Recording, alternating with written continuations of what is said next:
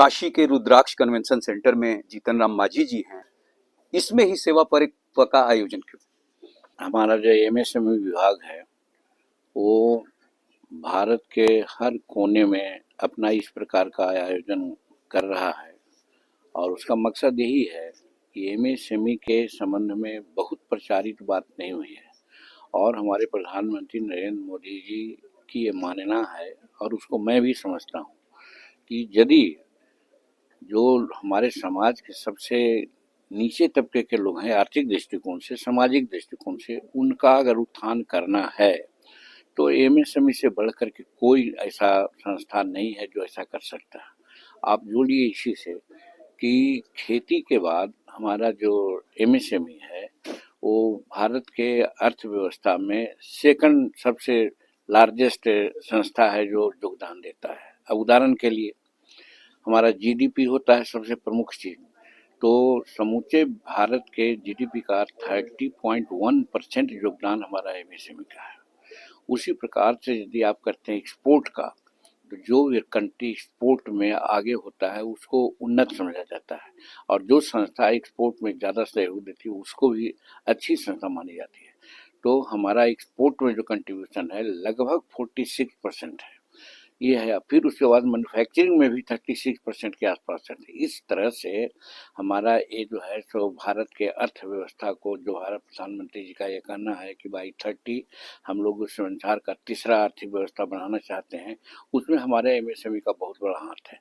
और सबसे बड़ी बात जो है, प्रधानमंत्री जी जो योजना चलाई है 17 सितंबर 2023 से, वो है प्रधानमंत्री विश्वकर्मा योजना। तो विश्वकर्मा का मतलब है कि सृजनहार होते हैं। और आज तक आपके सामने जो मैं बोल रहा हूँ, लगभग राजनीति में 50 साल का मेरा अनुभव है।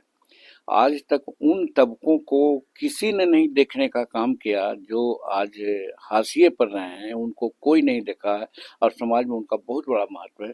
उनको प्रधानमंत्री ने समझा है। उदाहरण के लिए सड़क पर आप देखते होंगे कि बार्बर बैठे हुए हैं, शेविंग करते हैं, हेयर कटिंग करते हैं, उनके बारे में किसी ने नहीं सोचा है। 150 रुपया कमा के बेचारा इतिश्री कर लेते हैं। उसी प्रकार से जो चर्मकार भाई हैं, वो रास्ते पर बैठ करके चप्पल जूता सीखते हैं, उसके लिए भी कोई किसी ने नहीं देखा।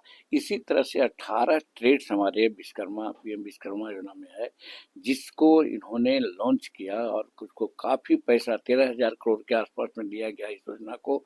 और 2023 से 2028 तक 5 साल का इसको रखा गया टारगेट और इस बीच में 30 लाख लोगों को रोजगार देने की बात आई है। अभी तक हमारे विभाग की तरफ से लगभग 8 लाख से ज़्यादा लोगों को हम लोग दे चुके हैं रोजगार, और रोजगार देते हैं 15,000 रुपया एकदम फ्री देते हैं उनको टूल्स के लिए, और टूल्स खरीद करके सप्लाई करते हैं। और उसी में आज 8 लाख से ज़्यादा लोगों को टूल्स हम लोग सप्लाई कर दिया है और 2028 जाते जाते हम लोग 30 लाख लोगों को दे देंगे।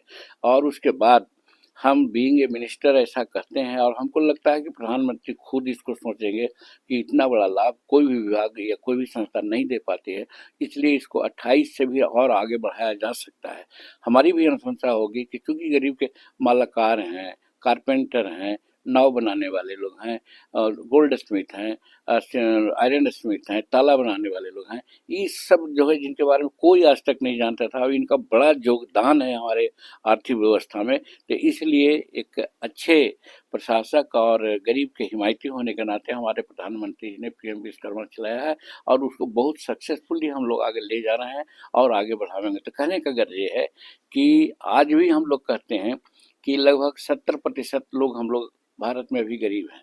ये 78 साल आज़ादी के बाद 70% अभी हम गरीब हैं, तो ये सचमुच में कि black spot on our head है। तो इसीलिए हमारे प्रधानमंत्री जी ने इसको सोचा और सोच करके कैसे हम इसको एरिडिकेट करें, कैसे हम इसको और आगे बढ़ावें, उसमें हमारे एमएसएमई का बहुत बड़ा योगदान है।